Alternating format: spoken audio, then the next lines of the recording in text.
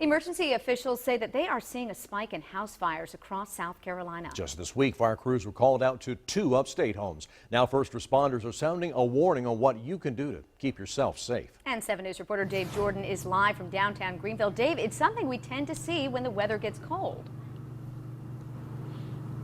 Absolutely, Diana and Tom. You know, this is where one of those fires happened, right here on Birdie Street. This is one of several fires that's been going on around the area. They're becoming so frequent that the Red Cross is stepping up efforts for fire prevention and also launching a campaign.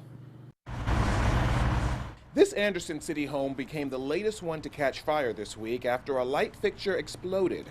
It comes on the heels of this blaze on Burney Street Wednesday near downtown Greenville, which started in a chimney and sent 89-year-old Willie Hallams running for his life. I was sitting on the side of the bed and I heard this stuff cracking. I looked up, the fire was coming from everywhere. Hallams was able to leave this home and call 911. His kitchen and bedroom are a total loss. If I had been a few more minutes, he would have got.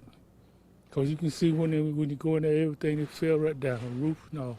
Greenville Fire Inspector Elsie Dendy says this isn't unusual or unexpected. Generally around this time of the year, fires do pick up because it's colder.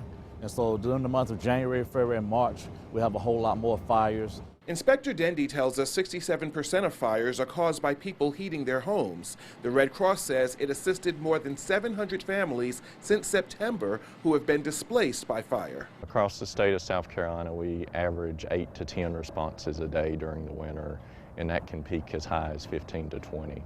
The Red Cross now planning to go door to door this weekend, installing smoke detectors and handing out this booklet on fire prevention, helping others to avoid what Hallams now knows all too well.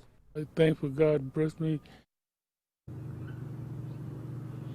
And Hallams is telling me tonight that he is now staying with a nephew who is just a few houses down. He tells me that he's looking for help to clean up the mess inside of his house. We're told he does not have fire insurance. Back to you.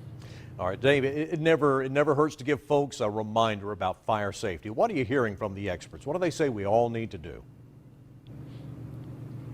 Well, first things first, Tom, you have to have a smoke detector. That is one of the things that they say you should have in your house, especially around this time of year. The second thing is you have to have some sort of a fire escape plan, walk around the house, figure out which is the best route and what alternate routes you can take. And of course, take inventory of your house, check your outlets, check wires, loose wires, and fix those things up. Like you mentioned, we hear this all the time, but in light of recent events and in light of the winter and people heating their homes, it bears repeating.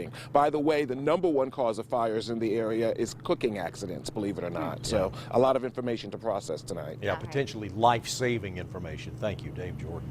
Well, here's more information on that smoke alarm blitz that Dave just mentioned. It's happening Saturday in the Pleasant Valley community. This is video of a similar event that was held just last month. They're going to be going door to door, testing smoke alarms and helping families develop fire escape plans.